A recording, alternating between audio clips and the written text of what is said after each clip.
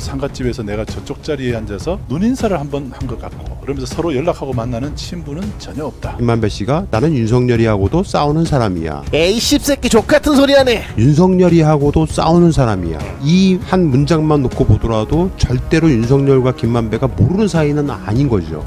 연희동에 있는 윤석열 후보의 부친 집을 화천대유 김만배의 누나가 이거를 갑자기 이제 매입을 합니다. 최재경, 김수남, 곽상도, 권순일, 홍성근. 최재경, 곽상도, 김수남, 권순일, 박영수, 홍성근. 지금 보시는 이분들 최재경, 김수남, 곽상도, 권순일, 박영수, 홍성근 이 6명 중에서 이재명 후보와 연관되어 있는 사람이 있나요? 이게 기존 레거시 미디어가 대장동 게이트를 끌고 나가려고 하는 구도였다.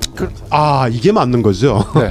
원래 박영수 씨 사진 옆에 이제 윤석열 씨 사진이 있어야 되고 그 옆에 이제 검찰 마크가 있어서 검찰 수사 단계는 이 사람이 막는다라는 게 있어야 되는데 사실은 이제 윤석열 후보는 작년 9월에 열린공감TV에서 윤석열 후보의 부친의 집을 화천대유 실소유주인 김만배 씨의 누나가 매입했다라는 그 사실이 보도된 직후에 언론과의 인터뷰에서 이렇게 말을 했었습니다. 몇 년 전 현직 검찰 간부 상갓집에서 내가 저쪽 자리에 앉아서 눈인사를 한번 한 것 같고 이러면서 그러면서 서로 연락하고 만나는 친분은 전혀 없다. 핵심은 상갓집에서 눈인사 한번 한 사이다. 그렇죠. 그래서 그거에 대해서 상갓집에서 눈인사하는 사이 같으면 원래 잘 아는 사이 아니었던가? 라는 의문을 들기도 했지만 친분은 없다라는 말로 정리된 걸로 봤을 때 그다지 이렇게 막 서로 연락하고 지내는 사이는 아닌데 그냥 적당히 알고만 있는 정도의 아주 가벼운 사이라는 것처럼 말을 했었습니다. 자, 그러면 김만배 씨가 정영학에게 윤석열 관련해서 말하는 녹취록의 내용 중에서 정영학 씨가 검찰에서 진술한 내용이 있습니다. 그 내용을 좀 보고 먼저 이야기를 한 다음에 녹취록을 공개하도록 하겠습니다. 그 김만배 씨가 요 녹취록은 대부분 이제 김만배와 정영학 간의 대화 내용이죠. 그 중에서 우리는 지난번에 윤석열 이름이 들어간 녹취록을 확보했고요. 그렇죠. 이번에 두 번째로 한 번 더 윤석열 이름이 나오는 것을 또 한 번 확보를 한 겁니다. 그 내용의 간략한 정리를 해드리면 이거를 먼저 알고 보셔야지 이해를 하실 수 있기 때문에 그렇죠. 내용을 먼저 설명드리겠습니다. 김만배는 당시 대장동 사업을 원활하게 하기 위해서 박영수를 변호사로 끌어들였습니다. 그리고 박영수를 통해 당시 윤석열 검사에 의해서 수사가 진행 중인 부산저축은행 사건 등을 피해가기 위해서 노력 중이었습니다. 윤석열은 여기 이제 서슬퍼런이라는 대사가 나오기 때문입니다. 윤석열은 서슬퍼런 잘 나가는 현직 검사였고 박영수는 이미 변호사였기 때문에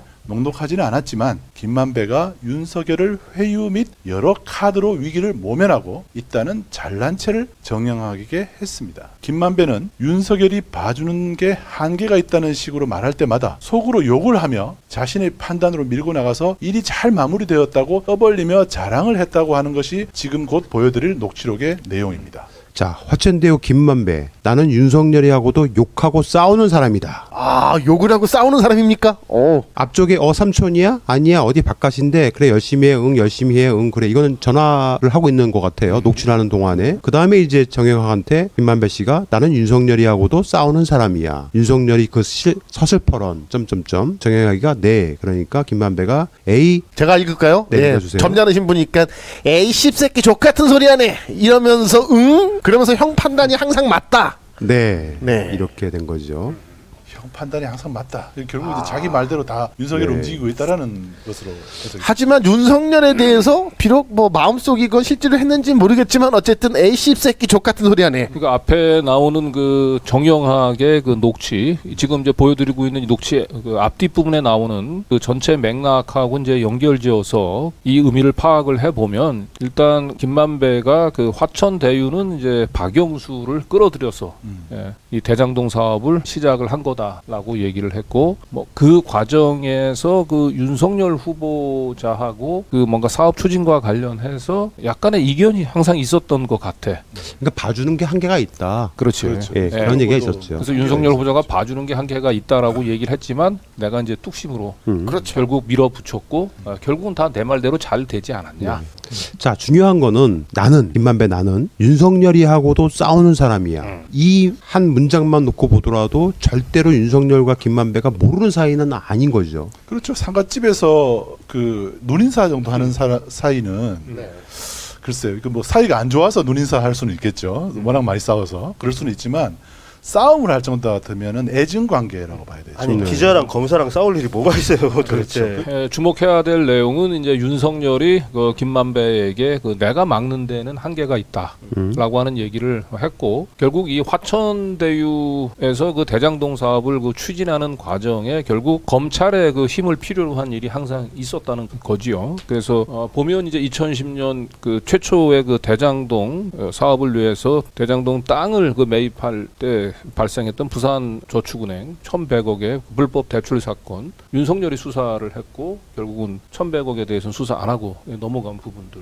그 이후에 결국은 예금보험공사가 뒤늦게 고발을 해서 2014년서부터 그 수원지검에서 다시 남욱, 정영학, 그 다음에 그 불법 대출의 브로커였었던 조우영 씨에 대해서 수사가 시작됐고, 이것도 뭐 잘 아시겠지만 결국은 다 석연치 않게, 특히 뭐 남욱 같은 경우는 뭐 결국 다 기소를 당했다 나중에 그게 이제 그 무죄가 돼 버렸죠. 그렇죠. 그리고 거기도 이제 박영수의 그림자가 이제 같이 이제 들어간 거고요. 지금 이제 저기 윤석열하고 김만배하고 연결 지을 수 있는 가장 이제 핵심적인 물증이 바로 저거였죠. 부동산 매매 계약서입니다. 이 매매 계약서는 연희동에 있는 윤석열 후보의 부친 집을 화천대유 김만배의 누나가 이거를 갑자기 이제 매입을 합니다. 열린공감 TV에서는 지금 오늘 매입 시점을 좀 중요하게 보고 있습니다. 매입 오늘, 시점이요? 네, 매입했다는 사실은 많이 알려져 있는데 매입 시점에 대한 부분은 그동안 크게 주목이 안 됐던 것 같습니다. 그냥 단순히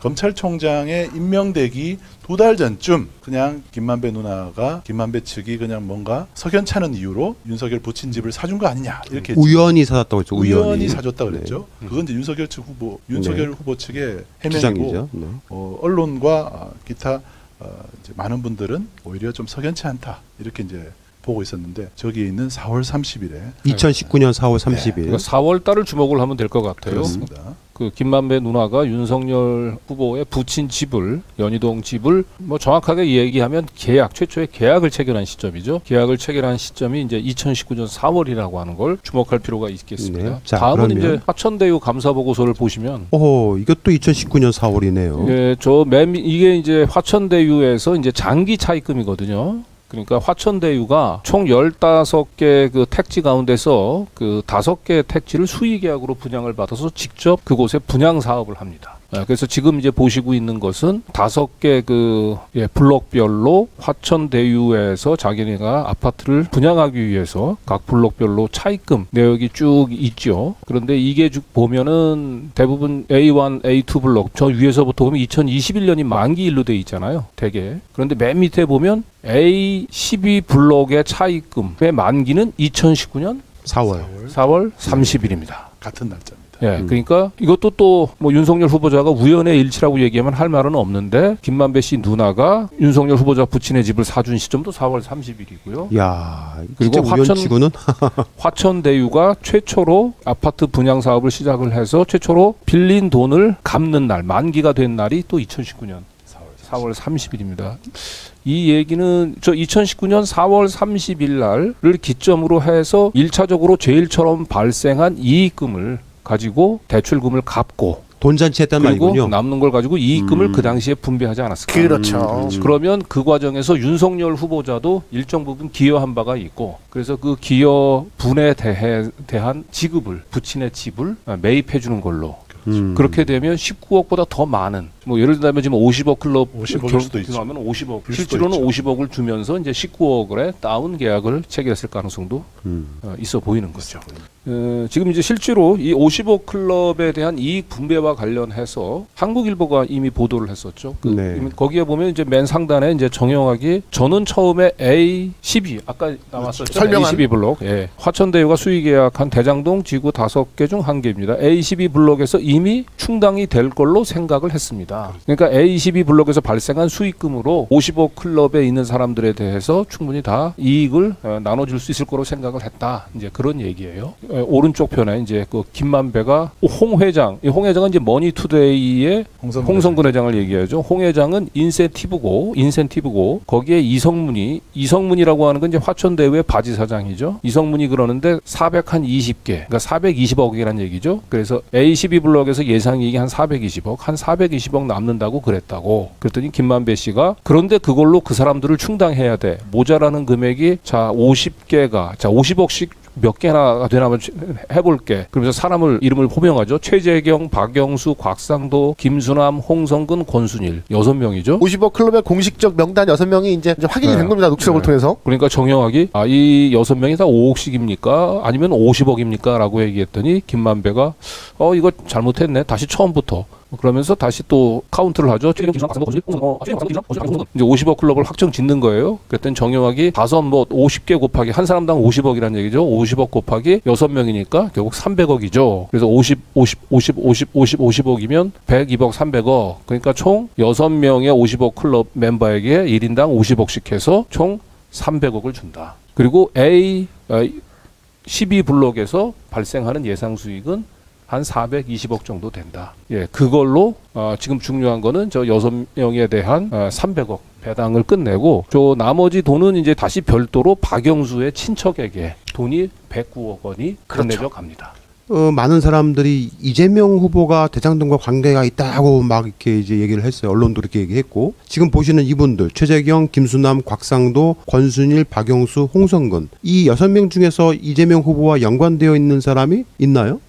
김만배가 이제 정영학한테 얘기를 하는 거죠. 우리 법인을 만들 때 돈 들어온 것도 박영수 고검장 통해서 들어온 돈이야. 그러니까 이기성 통장을 통해서 박영수 고검장에 돈이 들어왔다는 거죠. 화천대유를 처음 만들 때. 그래서 그것은 해줘야 돼. 무슨 말인지 알겠지. 그것은 해줘야 돼라고 얘기하는 게 아마 박영수 고검장이 저때 돈 들어온 게 5억 원이거든. 그 5억 원을 벌어서 5억 원 원금을 돌려줘야 돼. 이런 얘기가 아니야.